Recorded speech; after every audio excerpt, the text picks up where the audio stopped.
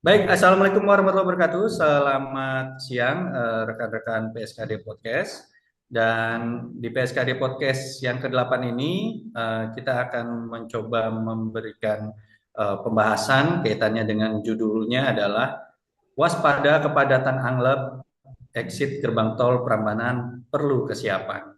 Nah, hari ini saya, Erwin Oktavianto, akan menjadi host di sini untuk memandu podcast kita hari ini, yaitu kaitannya dengan judul tersebut. Nah, adapun narasumber kita hari ini adalah beliau dari Kepala Bidang Kebijakan Lalu Lintas dan Angkutan Transportasi, Pelayaran dan Penerbangan Kebijakan Transportasi di Kementerian Perhubungan. Beliau juga aktif sebagai anggota atau pengurus dari Intelijen Transportasi Sistem ya, dan juga beliau juga sebagai pengurus juga di Masyarakat Transportasi Indonesia. Nah, hari ini kebetulan sekali beliau ada waktu untuk diskusi bareng kita, untuk berdialog bareng kita, untuk menyampaikan opini-opini beliau kaitannya dengan persiapan ya eh, angkutan Lebaran, khususnya kita ketahui di sini adalah gerbang tol Prambanan yang merupakan gerbang tol yang baru saja dibuka di beberapa waktu terakhir ini, beberapa bulan terakhir ini, kurang lebih di bulan Agustus tahun 2025 kalau nggak salah. Yang kemudian ini menjadi salah satu titik yang mungkin nanti menjadi titik yang padat ya terkait dengan angkutan Lebaran dari khususnya di Pulau Jawa, yang mana kegiatan angkutan Lebaran dan kegiatan mudik di Pulau Jawa ini kita sangat terkenal luar biasa padat ya, terpadat dibandingkan dengan daerah-daerah lainnya. Berkaitan dengan hal tersebut, tentu di sini sudah hadir yang tadi saya sampaikan tadi. Uh, Adapun nama lengkap beliau adalah Pak Dr. Insinyur Bram Hestasning ya, Hertasning, ST, MTM, M Logman, IPM, CRP ASEAN E. Kalau kita melihat beliau ini merupakan selain birokrat, beliau juga aktivis yang memang sangat kita kenal sebagai aktivis khususnya di kebijakan-kebijakan transportasi di Indonesia saat ini ya. Dan kita memahami bahwa posisi yang ada saat ini yang namanya Idul Fitri itu pasti macetnya luar biasa ya Pak Bram ya. Lalu kemudian kita menemui berbagai kendala-kendala yang terjadi di lapangan, dan tentu ada berbagai hal yang muncul di sana, baik dari aspek hambatan dan juga kendala yang terjadi, kemudian antrian di mana-mana juga, dan tentu ini menjadi concern kita bersama ya antara pemerintah ya dan juga masyarakat, di mana masyarakat menginginkan kelancaran, maka pemerintah membutuhkan kebijakan untuk bagaimana cara melancarkan dan menyesuaikan dengan keinginan masyarakat. Walaupun terkadang keinginan masyarakat ini tidak selalu sejalan karena berbagai kendala-kendala yang muncul di lapangan. Nah, baik, mungkin di pertanyaan awal saya hari ini, kita memahami bahwa mobilitas masyarakat saat Lebaran itu sangat tinggi ya, dan perlu perencanaan matang dari kementerian dan juga instansi-instansi yang terkait lainnya, baik kepolisian dan lain sebagainya. Berkaitan dengan Lebaran ini, Pak, khususnya di tahun 2026 ini, kira-kira apakah sudah ada sebuah gambaran awal bagaimana yang akan terjadi pada saat Lebaran nanti? Apakah dari kementerian sudah ada eh, pertimbangan-pertimbangan awal, lalu kemudian sudah ada eh, semacam kita bicara ramalan-ramalan ya, ramalan-ramalan. Oh, sekian nih kemungkinan yang akan jalan dan lain sebagainya. Gimana Pak Bram? Baik, terima kasih Pak Erwin. Assalamualaikum warahmatullahi wabarakatuh. Waalaikumsalam warahmatullahi wabarakatuh. Pertama, kehormatan bagi saya nih Pak Erwin diundang ke podcast PSKD. Ya, Dan isunya tepat sekali ya Pak Erwin. Kami juga sekarang di Kementerian Perhubungan Badan Pendidikan Transportasi sudah mulai persiapan pembahasan terkait angkutan lebaran Pak Erwin. Jadi Nataru pun masih angetnya belum selesai Pak. Nataru Iya, itu betul, udah Pak. persiapan lebaran lagi. Jadi mungkin banyak yang bertanya nih, kalau tadi saya lihat, saya kan kebetulan di Badan Kebijakan Transportasi, Pak Erwin. Jadi Ya, kami adalah badan baru di Kementerian Perhubungan yang bertanggung jawab untuk penyiapan kebijakan-kebijakan. Jadi Pak Erwin juga menyampaikan, saya bilang saat ini dipercaya sebagai Kepala Bidang Lalu Lintas dan Angkutan Transportasi Pelayaran dan Penerbangan. Mungkin banyak tanya nih, ngapain orang pelayaran dan penerbangan kok ngomongin kemacetan, anglep di tol Prambanan gitu. Karena gini Pak Erwin, kami sebagai insan perhubungan kan tidak boleh terdikotomi di satu subsektor Pak Erwin. ya. Kebetulan walaupun saat ini saya di pelayanan penerbangan, background saya sebenarnya di darat dan kereta api. Dan kebetulan saya pribadi juga setelah dilibatkan sebagai PIC tim untuk baik Anglep maupun Nataru Pak Erwin. Dan sebagaimana ketahui kan, Anglep itu memang dalam tanda petik menu kami setiap tahun Pak Erwin. Kami setiap tahun dan sebenarnya ketahui kan Anglep itu kan periode di mana masyarakat menekan mobilitas yang sangat tinggi, Pak. Dan itu terjadi secara rutin setiap tahun. Sifatnya berulang, jadi seharusnya peningkatan kendaraan itu harus kami antisipasi dengan perencanaan yang matang. Oleh karena itu kami selalu berusaha memberikan perbaikan-perbaikan, lesson learned untuk kedepannya. Kemudian walaupun sebenarnya mudik itu lebih ke tradisi Pak Erwin ya. Kalau mungkin pertama kali itu mungkin ya saya belum lahir masih sekitar awal 70-an Pak ya. Karena kalau kita tarik mundur lagi Pak, zaman kerajaan Majapahit itu orang udah tahu pulang kampung Pak.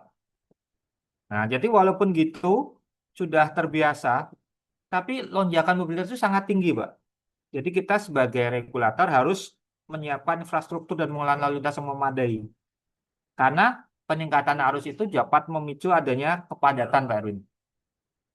Ini dari awal seperti itu dari saya Pak Erwin untuk memantik diskusi kita. Monggo lanjut Pak Erwin. Baik, terima kasih Pak Bram. Ini luar biasa menarik. Karena memang pada dasarnya kita memahami ya bahwa Anglep itu atau angkutan lebaran itu adalah titik puncak ya kegiatan mobilitas masyarakat khususnya mudik ya. Yang mana ini juga ternyata berdekatan. Kayaknya tahun depan ini berdekatan makin mendekati ini Pak Bram ini ya. Karena Ya, bedanya just mungkin info cuma Pak. 13 hari ya. Gimana Pak? Ya, just info Pak Erwin. Sependek pengetahuan saya kan Anglep itu maju setiap hari 11 hari Pak. 11 hari ya. Oke. Tahun 2030 Pak, kalau saya nggak salah hitung, kita setahun 2 kali Lebaran loh Pak. Di awal tahun dan di akhir tahun. Coba nanti mungkin teman-teman bisa coba dihitung atau dicek kalendernya itu. Ya, ya, ya, ya. Berarti ya artinya makin ke sini makin luar biasa tugas dari pemerintah ini ya Pak Bram ya. Tentu ini pasti menjadikan sebuah hal yang luar biasa besar dan dipikirkan dengan sangat matang ya oleh rekan-rekan semuanya yang ada di pemerintahan. Nah, berkaitan dengan hal tersebut juga, selain kita bicara soal apa namanya angkutan lebaran itu mudik ya, kita juga melihat ada fenomena seperti wisatawan gitu ya, kegiatan berwisata. Apalagi ini Jogja nih Pak Bram, merupakan daerah yang sangat luar biasa padat kalau misalnya lagi mudik karena kalau misalnya lagi Lebaran karena selain mudik di Jogja juga menjadi destinasi wisata yang luar biasa besar di sana. Nah, adakah hal-hal yang kemudian di sini sudah apa namanya sedikit menjadi gambaran untuk kita Pak dalam mengantisipasi itu? Iya, Pak Erwin. Jadi memang Anglep secara umum tadi kita sampaikan sudah rutin. Tapi bukan berarti rutin kita nggak waspada, Pak. Justru karena Betul, rutin betul. waspadaan kita harus kita tingkatkan, Pak. Karena mobilitas tinggi itu kita sebagai regulator itu harus kesiapan lebih baik, Pak. Bukan hanya respon sesaat ya, tapi kepadatan pada saat terjadi dan setelah terjadi. Karena kadang masyarakat tuh dalam tanda petik nggak mau tahu lah, pokoknya yang penting pelayanan kepada masyarakat harus tinggi, Pak. Dan juga tadi saya sampaikan mudik itu, Pak, sebenarnya kan lebih ke tradisi, Pak. Apalagi Ya, kita sebagai negara dengan mayoritas muslim tertinggi dan di samping hanya untuk kepentingan keagamaan, Pak, seperti silaturahmi, mudik itu juga sekarang bermuatan wisata, Pak. Karena kesempatan Betul. berkumpul dengan keluarga besar, berwisata bersama. Dan untuk tahun ini, Pak, kami prediksi agak sedikit istimewa tinggi dikarenakan waktunya berdekatan dengan kemarin Natal, Pak. Iya, Biasanya jika berjauhan itu masyarakat terpecah melakukan pariwisatanya, ada yang di Natal, ada yang di Lebaran. Trennya selama ini kalau Lebaran itu lebih ke keagamaan dan Natal itu lebih ke wisata. Cuman karena kali ini berbeda, Pak. Karena masyarakat kemarin pada waktu Natal itu yang kami lihat trennya itu menunda perjalanan wisata dengan alasan sebentar lagi Lebaran kok 2 bulan lagi. begitu ya Pak ya. Kita saving, jadi wisatanya keluarnya sekalian gitu, Pak. Dan Iya, iya, wisata iya. itu, Pak, kita tahu lah tujuan-tujuan wisata kan primadonanya tidak begitu banyak, Pak ya. Kalau kita boleh mention mungkin Bali, Bandung, termasuk salah satunya Jogja, Pak, yang tadi Pak Erwin sampaikan. Ya. Karena ada beberapa bagi masyarakat itu juga ada daya tarik lah untuk mengunjungi kota-kota wisata tersebut. Nah, kalau saya dasar tadi kita spesifik ke eksis gerbang tol Prambanan, Iya, Pak. iya, gerbang tol Prambanan. Ya, karena kita ketahui, Pak, tadi saya sampaikan Jogja juga tujuan wisata dan kami prediksi terjadi lonjakan tujuan ke sana, Pak. Kita tadi saya sampaikan kita sudah meningkatkan berbagai macam infrastruktur sarana dan prasarana. Di antaranya kita sudah siapkan exit tol Prambanan, Pak, untuk mengantisipasi termasuk permintaan masyarakat menghadapi keluhan, makanya pemerintah juga menyiapkan tol. Tadi Bapak nyampaikan baru diresmikan di Agustus 2025, Pak. Kan Ya. tetapi memang sependek pengetahuan saya, mungkin teman-teman bisa mengoreksi jika salah, selama ini masih bersifat situasional, Pak.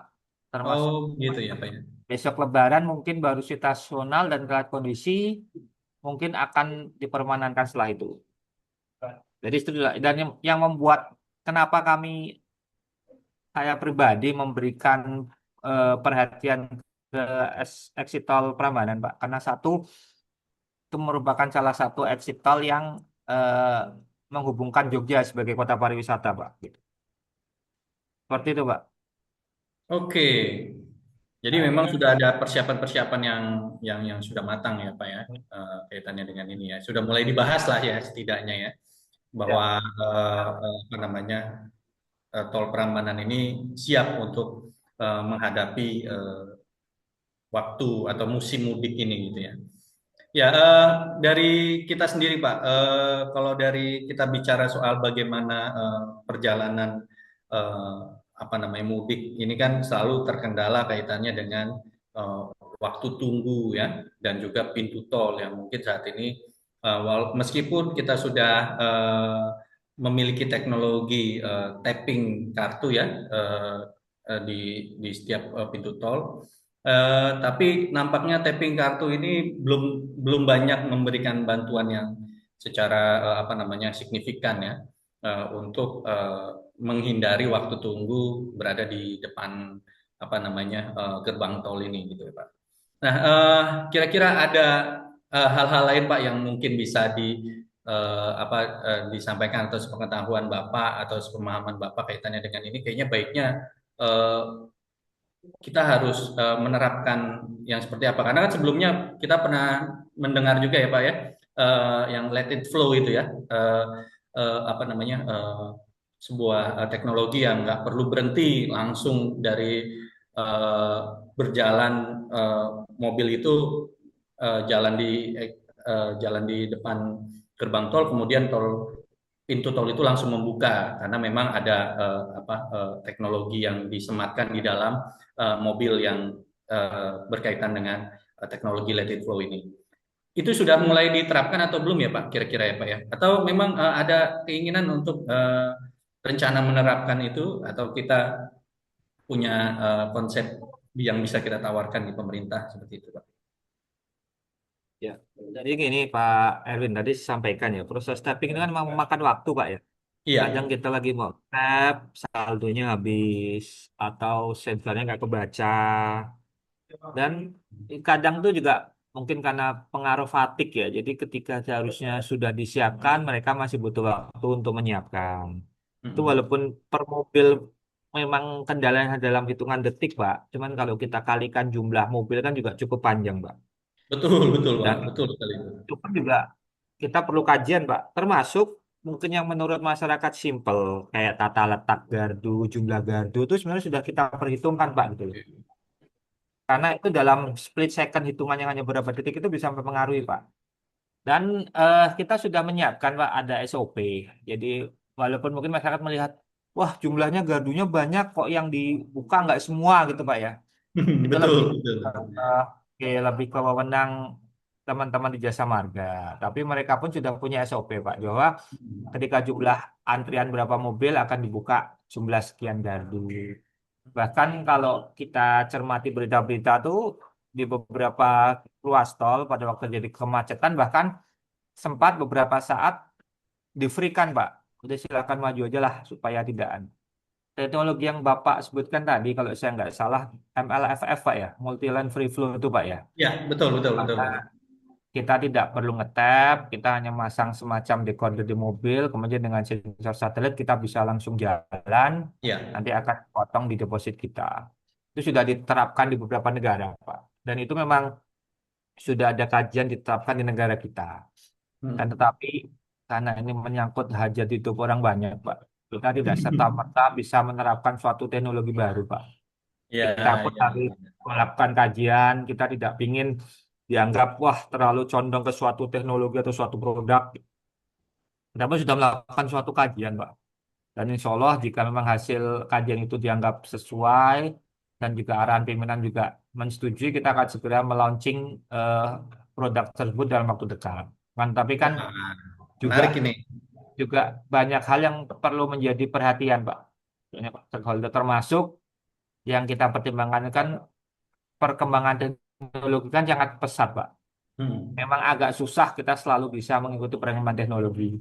Cuman jangan sampai teknologi yang kita pilih itu dalam waktu tidak begitu lama setelah kita launching, timbul teknologi baru yang terlalu jauh perbedaannya, Pak. Jadi kalaupun setelah kita melaunching akan ada timbul teknologi baru ya gapnya itu tidak terlalu jauh seperti itu, Pak Erwin. Iya, iya, iya. Ya, memang ini teknologi ini juga menjadi salah satu ini ya, Pak ya. Kendala pemahaman dari masyarakat itu sendiri ya. Ya, tadi yang Bapak sampaikan betul adanya itu. Masyarakat memang apa namanya kita memang punya banyak kajian teknologi yang mungkin bisa diterapkan, tapi kadang perlu waktu ya, Pak ya, bagaimana kajian atau teknologi itu bisa juga dimanfaatkan oleh masyarakat. Kayak misalnya contohnya kayak yang di ini apa ya, di Verizi dan lain sebagainya itu kan memang butuh waktu untuk menyesuaikan itu kembali ya. Cuman memang apakah kemudian ini perlu dijalankan juga di dalam apa namanya musim mudik, maka itu juga menjadi pertanyaan kita ya. Dan kalau sedikit mungkin kontraflow mungkin Pak masih kemungkinan akan tetap menjadi salah satu kebijakan apa namanya di musim mudik ini Pak. Jadi begini, Pak Erwin dan teman-teman sekalian, para pemangku kepentingan pada waktu musim mudik kan banyak pihak, Pak. Bukan hanya Ya, kami Kementerian Perhubungan, juga ada kepolisian, jasa marga. Akan tetapi kami selalu berkolaborasi untuk memberikan pelayanan terbaik kepada masyarakat. Termasuk manajemen rekayasa lalu lintas seperti apa yang diambil, itu kami belum bisa memastikan di awal, Pak. Karena itu sangat-sangat situasional. Bahkan suatu tempat dengan tempat lain berbeda, ya waktu betul betul berbeda betul. pun juga bisa. Mungkin di lokasi yang sama dengan pada waktu sebelum ataupun sesudah mungkin berbeda. Jadi itu kami kembalikan kepada para eh, pemangku kepentingan di lokasi masing-masing. Akan Ya, tetapi tentunya sudah berkoordinasi dengan kami di pusat dan kontraflow itu juga salah satu option, Pak. Cuman apakah ini diberlakukan kapan di mana ya itu sangat-sangat situasional, Pak. Tapi kami selalu menginfokan, Pak, bila ada perubahan itu melalui berbagai media, Pak. Melalui media massa sosial kami, melalui radio, Pak, yang biasa paling gampang didengarkan oleh para pengemudi di jalan kan kalau harus buka HP kan agak susah, Pak. Jadi kami selalu ya, komunikasikan seperti itu, Pak. ya. Nah, itu ternyata memang di ini cukup kalau saya membaca ini sangat kompleks ya Pak ya. Maksudnya eh, ternyata di dalam itu tidak hanya dinas perhubungan saja kan ya. Jadi ternyata ada pihak kepolisian juga yang di dalamnya juga ikut membantu dalam hal ini gitu ya. Pernah ada clash atau apa gitu Pak kaitannya dengan ini Pak? Karena kan dengan berbagai banyak apa namanya instansi dan lain sebagainya tentu banyak juga planning dan strateginya. Gimana cara ngatasin supaya semuanya tetap berjalan sesuai dengan koridor yang kita inginkan Pak? Ya, Pak Don. Jadi sekaligus mungkin sedikit menginformasikan atau dikasih ke teman-teman ya. Perhubungan pun kami ada dua institusi, Pak. Kami Kementerian Oke, Perhubungan di pusat dan Dinas Perhubungan di masing-masing daerah. oke, Itu untuk Anglep ini kami juga berhubungan dengan kepolisian, jasa marga, Kominfo, Basarnas, berbagai macam institusi lah. Dan tentunya kami selalu menugaskan rekan-rekan standby di lapangan 24 jam sehari, Pak. Dan tentunya hal yang manusiawi, Pak. Jika rekan-rekan di lapangan terkadang merasa capek. ya betul. Akan tetapi jauh-jauh hari sebelumnya, Pak, kami sudah melakukan rapat koordinasi, Pak. Dari tingkat kami di pusat maupun tingkat-tingkat teman-teman di daerah. Kami berikan pemahaman kepada teman-teman di lapangan bahwa secapek-capeknya kita tetap merupakan abdi masyarakat. Jadi kita Ya, harus memberikan pelayanan yang terbaik. Apalagi dengan era keterbukaan teknologi sekarang ini, Pak. Kita harus benar-benar menjaga jangan sampai sekarang kan kalau nggak salah ada idiom no viral no justice, Pak. betul, betul, betul. Sesuatu yang tidak kita perlukan, Pak. Jika kita memberikan pelayanan yang baik, masyarakat happy, tidak perlu ada apapun yang diviralkan. Jadi Ya, kami di internal kami sebagai regulator melakukan koordinasi, kami tekankan ke masyarakat, teman-teman yang berhubungan dengan masyarakat juga secapek-capeknya kita tetap utamakan pelayanan. ya. Kami juga himbau ke masyarakat, Pak, mungkin kita sama-sama capek, cuman ya kita saling menghargai lah. Jika teman-teman masyarakat membutuhkan bantuan, pasti kami bantu. Cuman terkadang pola penyampaian itu ya kita Hmm, kita harus saling menghargai lah, Pak. Kita ya. tidak mengharapkan apapun, kita cukup dengan dihargai pun kita juga membuat kita merasa senang, Pak. Kita tidak mengharapkan imbalan apapun, hanya penghargaan dari teman-teman masyarakat yang berupa mungkin tiga kata sederhana, Pak, yang dari kecil selalu kita diajarkan, Pak. Tolong, maaf, dan terima kasih, Pak. Nah, itu sudah sangat-sangat berharga bagi kami di lapangan, Pak. Seperti itu, Pak. Terima kasih, Pak. Iya, terima kasih Pak Bram. Intinya lebih ke komunikasi ya Pak Bram ya.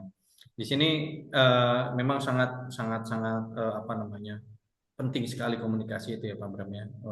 Bicara soal koordinasi dan apalagi berhubungan dengan masyarakat ya. Hal-hal yang demikian ini menjadi hal yang penting memang yang harus kita tekankan ya. Karena di mudik itu ya saya kebetulan kan juga pemudik juga ini Pak. Memang posisi di jalan itu luar biasa apa namanya punya tingkat stres yang lumayan tinggi ya. Terus kemudian jalannya juga kalau mudik saya kan agak jauh ya. Jalannya juga lumayan jauh kurang lebih sekitar 300 kilometer gitu ya. Ya artinya tekanan ini juga memberikan apa namanya beban juga ya buat kita dan juga penyampaian juga kepada apa namanya penyampaian juga yang dilakukan oleh para instansi dan pemilik kebijakan ya untuk tetap apa namanya berkomunikasi dengan baik dengan para pemudik. Ini menarik karena memang posisi kita yang saat ini sangat terbuka ya media sosialnya itu luar biasa menjadi hal yang kita bahas bersama selalu setiap kali ada kegiatan-kegiatan yang sifatnya dengan masyarakat. Nah, uh, ada lanjutan lagi Pak nih Pak untuk pertanyaannya. Khususnya kita balik lagi ke exit tol Prambanan Pak. Berkaitan dengan prediksi kan tadi sedikit banyak sudah dilakukan ya Pak oleh teman-teman di kebijakannya, di pemangku kebijakan. Nah, kira-kira Pak, dengan melihat kondisi exit tol Prambanan yang luar biasa, mungkin ya apa namanya pengaruhnya sangat besar sekali terhadap musim mudik ini, di mana ada dua potensi kemungkinan mudik ke kampung halaman dan juga aktivitas kegiatan wisata di sana di dalamnya. Kira-kira apa namanya sudah ada ancang-ancang atau ada sedikit bocoran gitu Pak untuk rekayasa yang dilakukan di apa namanya di eh, eh, exit tol Prambanan ini. Ya, saya sampaikan tadi, Pak. Kita juga saat ini belum bisa mengklaim bahwa akan terjadi lonjakan di exit tol Prambanan. Cuman Ya. secara fakta memang exit tol Prambanan saat ini menjadi salah satu alternatif lah untuk mempersingkat durasi Hmm. waktu ke Jogja. Terkait rekayasa, Pak, tadi saya sampaikan ini sangat-sangat situasional dan kita kembalikan ke teman-teman di lapangan. Tentunya teman-teman Oh di gitu ya. lapangan juga berkoordinasi lintas kementerian. Cuman memang beberapa pilihan, Pak, sebagaimana kita ketahui bisa dilakukan sebagai contoh kalau saya boleh menyebutkan kontraflow, kemudian buka tutup, ganjil genap, one way, itu ada beberapa contoh rekayasa lalu lintas yang sekarang sudah sering dilakukan dan terbukti efektif. Tapi ketika ditanya kepastian apa yang akan dilakukan untuk di lokasi tertentu ya, sekali lagi saya sampaikan itu sangat-sangat situasional, Pak. Kondisional melihat kondisi di lapangan, Pak. Kami harapkan tidak terjadi kemacetan apapun yang sehingga memerlukan adanya rekayasa lalu lintas. Karena jika tidak terjadi kemacetan kan artinya sosialisasi kita berhasil, masyarakat juga sudah bisa mengatur pola perjalanan, dan kita menyediakan infrastruktur itu juga dimanfaatkan dengan baik dengan masyarakat. Karena salah satu yang kami harap dilakukan masyarakat adalah bisa mengatur pola perjalanan, Pak. Nah, sekarang kan kita bisa merencanakan dengan sumber informasi yang sungguh sangat banyak, Pak ya. Ya. Saya dari sini ke sini, dengan informasi ini saya berangkat tanggal sekian, jam sekian, lewat lewat mana. Nah, itu kontribusi masyarakat juga untuk mengurangi kemacetan di situ. Oke, ini menarik sekali. Nah, satu lagi mungkin yang masih berkaitan dengan apa namanya tol Prambanan ini, Pak. Sudah ada antisipasi membuat rest area di sekitaran, Pak, atau setidaknya untuk memberikan apa namanya tundaan untuk keluar masuk di tol Prambanan ini, Pak. Apa sudah ada semacam apa namanya kalau kita melihat kan kalau di beberapa tempat itu ya, rest area dijadikan sebagai area penundaan sementara, ya kemudian apa namanya juga bisa memecah ya sedikit banyak memecah sebuah konsentrasi lalu lintas di sana. Kira-kira sudah di rest area di sekitaran tol itu sudah mulai terbangun dan berapa berapa kira-kira Pak eh, total jumlah pembangunan rest area di sana? Kalau memang berdasarkan pengalaman, Pak, di beberapa ruas tol lain, kemarin-kemarin memang beberapa rest area digunakan sebagai area area penundaan, Pak. Hmm. Itu pun juga kondisional eh, kondisi di lapangan. Kami pun sekarang juga ada, Pak, sudah selama ini berjalan posko command center angkutan lebaran dan posko command center Natal dan Tahun Baru. Di situ semua pihak pemangku kepentingan menjadi satu di Kementerian Perhubungan dan kita saling berkomunikasi, Pak. Terkait rest area spesifik di exit tol Prambanan, Pak, itu kebetulan di luar ranah kami Kementerian Perhubungan, Pak. Kami lebih di Hmm. Iya, iya. transportasi, itu ranah di teman-teman Kementerian PU dan di Jasa Marga. Oke. Bagaimana info, Pak, ini juga arahan dari pimpinan. Kami di Kementerian Perhubungan, terutama di Perhubungan Darat, kami ada beberapa UPPKB, Pak. Ini Oke. pelaksana penimbangan kendaraan bermotor atau jembatan timbang. Dan Iya, arahan iya. pimpinan, jika dibutuhkan dalam periode-periode anglep ataupun Nataru, UPPKB itu dialihfungsikan sementara sebagai tempat peristirahatan untuk pemudik, Pak. Baik menggunakan sepeda motor maupun mobil. Hal itu sudah kami lakukan sebelumnya dan cukup efektif, Pak. Kami itu, kami pun juga mempunyai program mudik gratis, Pak, di mana kami fasilitasi para pemudik tujuannya untuk mengurangi kemacetan, mengurangi Betul. fatigue, Pak. Cameng itu Ya. untuk mungkin yang senang naik motor nih, Pak, Oh daripada iya betul itu Pak. Banyak jauh-jauh kan ya? ya jauh-jauh mudik naik motor untuk di lintas Jawa kami sediakan program motis, Pak, mudik motor Oke. gratis. Jadi kita Ya. cukup mendaftar, membawa motor kita ke stasiun dan kita dan motor dikirim naik kereta, Pak. Nah, Ya. nanti setelah itu di stasiun tujuan kita bisa naik motor lagi, Pak. Tujuannya itu, Pak, untuk meningkatkan pelayanan, mengurangi kemacetan, menjaga keselamatan karena manapun di semua sektor kan saya percaya keselamatan itu menjadi Guru Balang Pak, jadi Ya, betul. utamanya lah seperti itu Pak. Iya, betul. Iya, Apa? menarik, menarik, menarik sekali, Pak. Ya, pertanyaan terakhir, Pak. Ini apa namanya pesan-pesan saja, Pak, untuk dari pemirsa PSKD Podcast ini. Apa kira-kira trik mudik dan apa namanya pesan-pesan singkat dalam menghadapi mudik Lebaran tahun ini, Pak? Ya, ada beberapa hal Pak. Satu juga Ya, kami selalu berbagai macam stakeholder yang terlibat selalu melakukan koordinasi Pak untuk meningkatkan pelayanan. Akan tetapi itu kan rekayasa lalu lintas itu juga perlu persiapan yang matang Pak. betul. Asik harus berfungsi maksimal, tidak terjadi penumpukan dan menutup kemacetan. Samping itu kemacetan di eksit tol kan efeknya bisa ke jalan arteri Pak, bisa memicu Oke, kemacetan. Sehingga kita melakukan perencanaan dan koordinasi, Pak. Jadi, ya, sampaikan Bapak tadi, intinya komunikasi. Kami dari pihak regulator, kami akan tetap berkoordinasi, tetap memberikan pelayanan, dan untuk masyarakat pun saya harap juga eh, berhati-hati, Pak, dalam melakukan mudik. Jika capek istirahat, kemudian apa, lakukanlah perencanaan perjalanan yang baik. Dan jika memerlukan bantuan pertanyaan, teman-teman di lapangan selalu siap, Pak. Cuman itu tadi kami harapkan penyampaiannya kita sama-sama saling menghargai, Pak. Saya rasa jika semua komunikasi no viral no justice itu juga tidak perlukan. Kemudian terakhir dari kami, Pak, jika boleh, Pak, menitipkan, Pak, kami juga untuk meningkatkan pelayanan itu kan kami mengadakan survei kepuasan, Pak, oke. survei potensi mudik. Itu ada bisa dibuka mungkin di link .kemenhub.go.id garis miring survei Anglep 2026. Kami sudah bekerja sama dengan beberapa semua opsel untuk membroadcast itu. Jadi untuk para masyarakat jika mendapat WA atau SMS terkait survei potensi Anglep, satu itu manggil dari kami, Kementerian Perhubungan, kami mohon tolong diisi dengan sejujur-jujurnya, sebaik-baiknya, karena itu juga untuk meningkatkan pelayanan. Masyarakat, bosen survei terus. Nah, sebenarnya justru tujuan kita survei itu untuk meningkatkan pelayanan.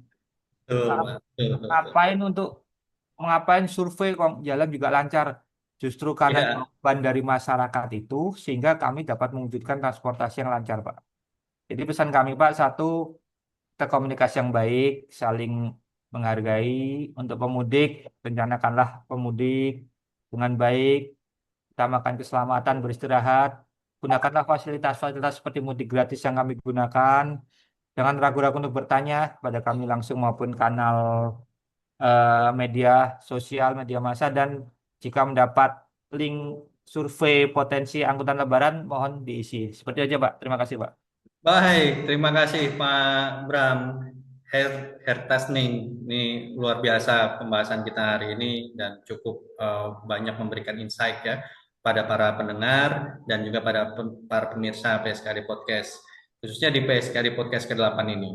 Nah, tentu kita memahami bahwa situasi mudik menjadi hal yang cukup luar biasa diperhatikan ya, karena memang itu melibatkan berbagai instansi, melibatkan berbagai pihak yang pada akhirnya menjadikan mudik ini termasuk salah satu kebudayaan kita ya, kebudayaan kita yang tidak bisa kita lepaskan selama tiap tahunnya gitu. Nah, hal-hal inilah yang kemudian kami yakin tentu dari instansi terkait dan juga dari pihak Kementerian Perhubungan juga menyiapkan dengan sangat matang untuk penyelesaian permasalahan yang ada di lapangan.